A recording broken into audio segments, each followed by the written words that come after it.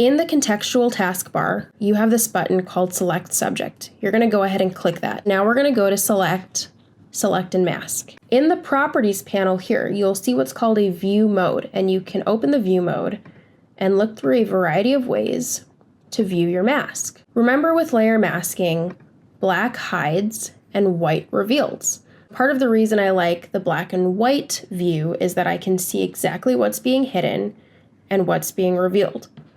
I also like black and white because I can more easily see the texture, especially when working with curly hair, and you get to see how well the mask is revealing the texture. Speaking of the hair, there's a button up here called Refine Hair, which if you click it will give you a more accurate mask. All right, we're not gonna look too much at any of these sliders. Instead, we're just gonna go all the way down to Output 2, and we're gonna change this to Output 2, New Layer with Layer Mask. And then we're gonna hit OK. All right, if you open your adjustments panel, you should find an adjustment called Threshold. If you take the slider that you see on the histogram and move it to the left, you'll get more whites. If you move it to the right, you'll get more blacks. But we want something in the middle that's gonna keep a nice balance. And I'm just gonna type in 60. I know that 60 is gonna give us a nice balance. Now we're gonna go back to adjustments. You're gonna scroll all the way to the bottom and find the gradient map adjustment layer. You can change the colors by double clicking this bar. Now what the gradient map will do is add some colors to the image. So you can open these folders and look at basics. I actually want the darker color on the left and the lighter color on the right. So these little knobs here are called stops, and we're gonna double click the black stop. So we're gonna type in the number 370146 and hit OK. Now we're gonna double click the white stop, and we're gonna type in the number C30185 and hit OK. Now I want you to right-click the subject layer and convert to Smart Object. What turning this layer into a smart object will do is it will allow us to add filters that will not permanently alter the image. So let's go ahead and add a filter. Before you do that, make sure that your foreground and background are set to the default black foreground and white background. If you don't have this set, it's going to mess with our halftone. So now let's go to Filter, Filter Gallery, and select the halftone pattern. I already have mine selected. Make sure you have the size set to 5, the contrast set to 2, and the pattern type set to dot, and go ahead and hit OK. You will notice that the halftone is only affecting some parts of the image. It's not impacting the entire image.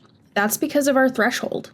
When we hide our threshold, you'll see that the halftone is actually over the entire image.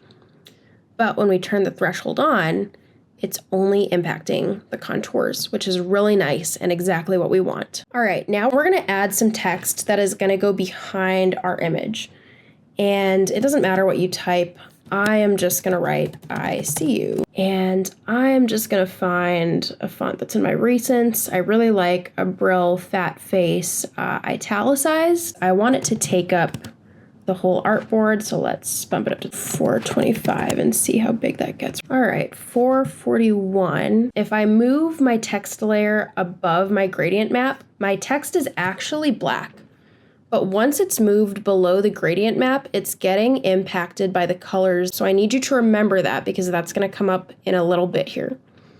I want my text to be behind the subject, and now I want to add a nice background. I'm gonna click this little circle here at the bottom of the layers panel, scroll up and click solid color. Now it doesn't matter what color you choose because the color is getting impacted by the gradient map. So how do we fix this? We don't want the gradient map or the threshold to impact every single layer below it. We only want it to impact our subject. So I'm gonna click threshold, and this little icon here with the square and the arrow pointed down, if I click that, now the threshold only impacts the layer right below it. Now if I do the same thing with gradient map, the gradient map will only impact the threshold right below it. So now it's not infiltrating on our entire canvas. So now that we've clipped these layers, I can double click my color fill and pick any color that I would like without it getting impacted by the gradient map. I actually want to keep the color consistent with the palette I've chosen, and I want this pink. As I drag my cursor off the color picker, it allows me to pick whatever color is anywhere. I can pick gray, like the pasteboard, but I actually want this pink. So all I have to do is click it and hit OK. Now, where did my text go? Whenever you think you've lost a layer or an element, go back to your layers panel and notice that the text is underneath the color fill. We just need to move it up. And now I want my text to be this nice purple color. So I'm going to double click the T icon. I'm going to go to swatches and grab that purple. And we're going to click OK. All right, so looking at this composition, I still feel like it's missing something. I think it needs a little more contrast. So I'm going to grab the rectangle shape tool to add a shape in the back. So go ahead and just click and drag and make a long rectangle. I'm going off of my artboard. There are 3 ways that you can change the fill of the rectangle. You have the fill here in the properties panel, here in your options bar, and here in your contextual taskbar. It doesn't matter which one you use. Personally, the color picker is one of my go-to ways of changing colors. So go ahead and assign it the color 3EF0C8. So I'm going to go ahead and grab the rectangle tool while I have the rectangle layer selected, and I'm going to hover over the corner and you'll see this curved arrow. That allows me to rotate the rectangle. I can also adjust the size. I'm going to rotate it some more. Diagonal lines tend to add some nice movement and directional force to keep the composition interesting. And once I'm done with that, I'm going to grab my move tool so I can move it up and down and find out if I'm really happy with the placement. Notice that if you move the rectangle tool too far below, you kind of lose the form of our subject's bottom lip. And I really like that, so I want to keep it. All right, and here we have our very own pop art inspired image. I hope you enjoyed this tutorial. Let me know your thoughts in the comment section, and don't forget to like and subscribe. Thank you for watching.